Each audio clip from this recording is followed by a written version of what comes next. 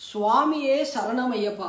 இந்த வார்த்தையை இந்த கோஷத்தை கேட்டாலே புல்லரிக்காத ஆட்களே இருக்க முடியாது. அது இந்த கார்த்திகை மாசம் வந்துருச்சு அப்படின்னா எங்க பார்த்தாலும் இந்த கருப்பு ஆடைகள் அணிஞ்சிட்டு போறதாகட்டும், கோயில்களில் சரண கோஷம் கேட்கறதாகட்டும், சபரிமலையோட சிறப்புகளாகட்டும், இதை சொல்ல வார்த்தைகள் பத்தாது நமக்கு.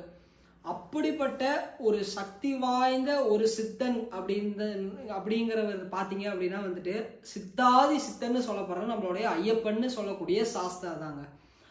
அவரோட இந்த வழிமுறைகள், அவருக்கு மேற்கொள்ற இந்த விரதங்கள் எல்லாமே பார்த்தீங்க அப்படின்னா விதியவே வெல்லக்கூடிய ஒரு தன்மை கொண்டது அப்படிங்கிறது.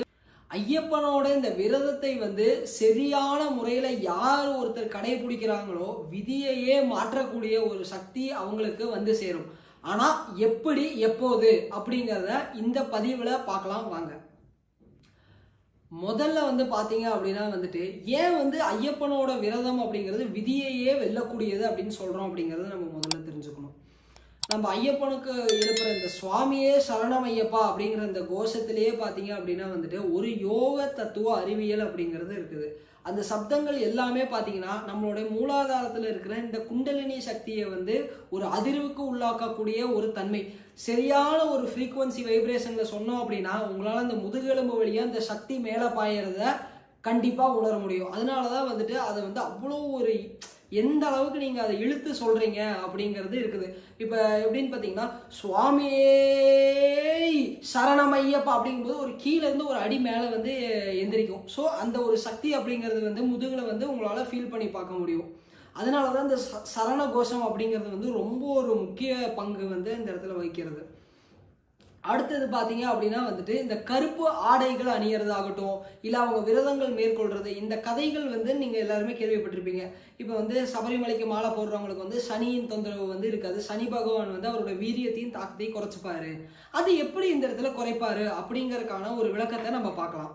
இந்த நவக்கோள்கள்னு சொல்லப்படக்கூடிய ஞாயிறு, திங்கள், செவ்வாய், புதன், வியாழன், சனி, இந்த 2 பாம்பு கிரகங்கள், இது எல்லாமே பாத்தீங்கன்னா யாருக்காகவோ எதுக்காகவோ தன்னுடைய வேலையை நிப்பாட்டாது.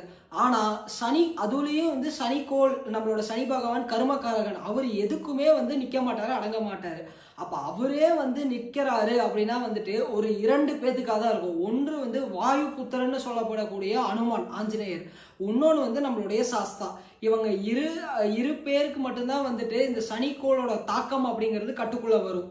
இதை நம்ம புராண கதைகள்ல ஒரு கதைகளா சொல்லி வச்சிருப்பாங்க. ஆனா உண்மையா இதுக்கு பின்னாடி இருக்கிற ஒரு ரகசியம் என்னன்னு பாத்தீங்கன்னா வாயு புத்திரன். ஆஞ்சநேயன் யாரு? வாயு புத்திரன்.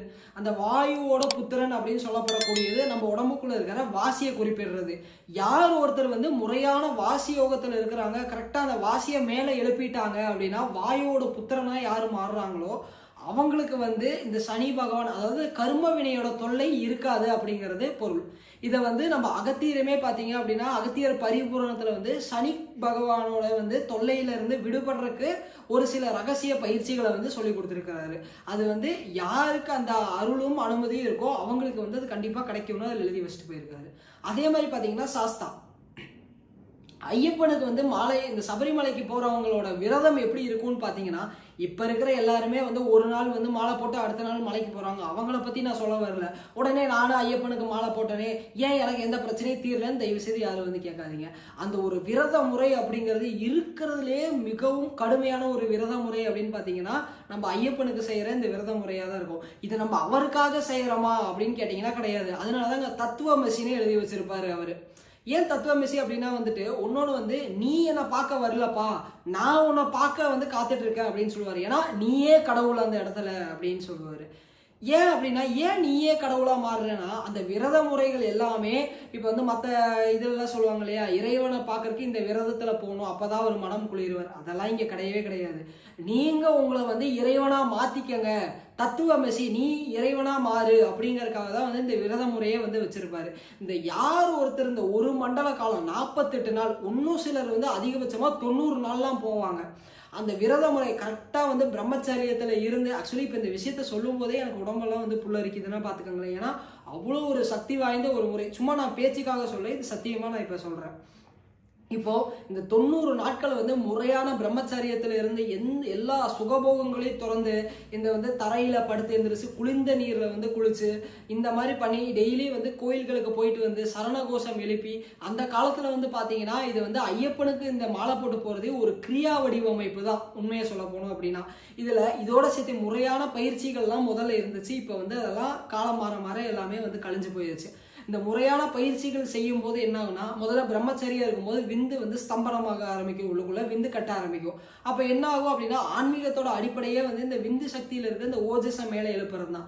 ஸோ என்ன ஆகும் அப்படின்னு பாத்தீங்கன்னா, இந்த 48 நாள் வந்து முறையான பிரம்மச்சரியத்திலையும் முறையான உணவு முறைகள், ஒருவேளை உணவு எடுத்து கம்ப்ளீட்டா வந்து ஒரு துறவுல வந்து இருக்கிறவங்க, ஒரு ஆன்மீகத்துல இருக்கவங்க வந்து எந்த ஒரு வழிமுறையை வந்து கடைபிடிப்பாங்களோ அதே வழிமுறையை வந்து இங்க வந்து செயல்படுத்தி இருப்பாரு நம்ம ஐயப்பனோட முறைகள்ல. ஸோ இப்படி இருக்கும்போது என்ன ஆகுது அப்படின்னு பார்த்தீங்கன்னா, இந்த ஓஜஸ் உடம்பு பூரா பெருக ஆரம்பிச்சு நம்மளோட ஆரோ லெவல் எல்லாமே வந்து ஜாஸ்தியாக ஆரம்பிக்கும். உடம்புல வந்து இந்த சக்தி மையங்கள், இந்த ஆதார மையங்கள்னு சொல்லப்படக்கூடிய இந்த சக்கரங்கள், மூலாதாரத்திலிருந்து ஆகினை வரைக்கும் இது எல்லாமே என்ன ஆகும் அப்படின்னா வந்து புத்துணர்ச்சி பெற ஆரம்பிக்கும். அப்ப இயற்கையாவே உங்களுக்கு என்ன ஆக ஆரம்பிக்கும் அப்படின்னு பாத்தீங்க அப்படின்னா, உங்க உடம்புல வந்து நம்ம பயிற்சிகள் செஞ்சு ஏற்படக்கூடிய அந்த ஒரு சக்தி பரிமாற்றங்கள் எல்லாமே நிகழ ஆரம்பிக்கும். அப்படி நீங்க இங்க இருந்து போய் அந்த காடு மலையெல்லாம் ஏறி போகும்போது அது ஏன்னா இருக்கிறதுலயே ரொம்ப ஒரு வைல்டான டென்ஸ் ஃபாரஸ்ட் வந்து சபரிமலை காடு.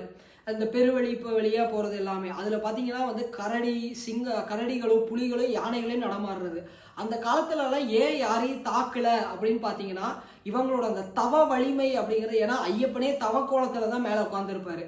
நாம அங்க மகர ஜோதி காட்டுறதுமே உள்ளுக்குள்ள வந்து இறைவன் ஜோதியா இருக்காரு பாருடா அப்படிங்கறத காட்டுறதுக்காக தான் அந்த மலை மேல அவர் வந்து ஜோதியா, அதுவும் மகர ஜோதியா வந்து காட்சியளிப்பாரு நம்ம எல்லாத்துக்குமே. ஸோ இப்போ என்ன ஆகும் அப்படின்னு பார்த்தீங்கன்னா, அந்த தவ வலிமையில இருக்க தவவானை பார்க்க போறதுக்கு நீங்களுமே வந்து 48 நாள் தவ மாதிரி இருந்து போகும்போது உங்களுடைய அந்த சக்தி நிலையே வந்து வேற மாதிரி அபரிதமா மாறி இருக்கும். அப்போ வந்து ஒரு மிருகமாகட்டும், ஒரு பாம்பாகட்டும், எந்த ஒரு மிருகமும் கொடிய விலங்குமே வந்து உங்ககிட்ட வந்து வராம இருக்கும். அதனாலதான் கோளாறு பதிகத்திலேயே வந்துட்டு நம்ம என்ன எழுதியிருப்பாங்க அப்படின்னா வந்துட்டு, இந்த கொடு நாகமோடு கரடி இவை அனைத்தும் நல்ல அவை நல்ல அடியார் அவருக்கு மிகவே எழுதியிருப்பாரு. ஏன் அந்த இடத்துல வந்து அவர் அப்படி எழுதியிருக்காரு கோளாறு பதிகத்துல அப்படின்னு பாத்தீங்கன்னா, அந்த அளவுக்கு இறைவனோட அடியார்களா ஆகும்போது உன் பக்கத்துல இந்த நவ கோள்களாகட்டும், பஞ்சபூதம் ஆகட்டும், இந்த தேவதைகள், தெய்வங்கள், 7 கடல், இந்த மிருகங்கள் எதுவுமே உன்னை வந்து அண்டாது, எல்லாமே உனக்கு ஒரு படி தள்ளி தான் நின்று வணங்கும் அப்படின்னு சொல்லுவாங்க. அதே மாதிரி வந்து நம்ம இந்த மாலை போடும்போது முறையான பயிற்சிகளோட சேர்ந்து நீங்க வந்து ஒரு வாட்டி மாலை போட்டு சபரிமலைக்கு போய் பாருங்களேன்.